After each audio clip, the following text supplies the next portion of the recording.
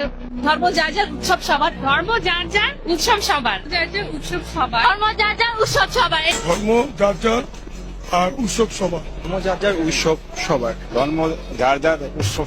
আজ পর্যন্ত কোনোদিন মুসলমানদের উৎসব শবে বরাত একটা হিন্দু মসজিদে দেখার জন্য আসলো না। মুসলমানদের উৎসব শবে কদর একটা হিন্দু কোনোদিন চাওয়ার জন্য আসলো না। মুসলমানদের উৎসব রমজান মাসের রোজা একটা হিন্দু কোনোদিন তোমার সাথে সমাজ করার জন্য রাখলো না। একটা হিন্দু কোনোদিন তোমার ঈদের নামাজে আসলো না।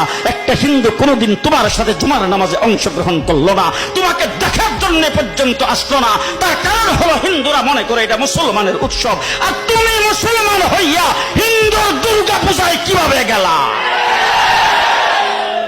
তোমার কি হয়ে গেল? তোমার কি লজ্জা শরম তুমি ধুয়ে ফেলে দিয়েছো? তোমার কি কোনো লজ্জা শরম নাই? লজ্জা শরম নাই? আবার কি সুন্দর বলতেছ, ধর্ম যার যার উৎসব সবাই।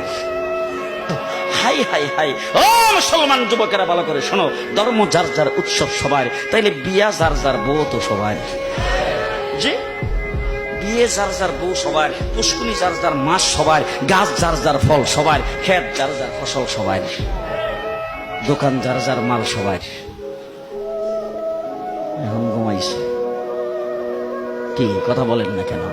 তাহলে আমার দোকানের মাল যদি আমার হয়, আমার ক্ষেতের ফসল যদি আমার হয়, আমার গাছের ফল যদি আমার হয়, আমার গাছের নারিকেল যদি আমার হয়, আমি বিয়ে করলে বউ যদি আমার হয়, মুসলমান আমার পুষ্কুনির মাছ যদি আমার হয়, তাইলে ধর্ম যার উৎসব তার।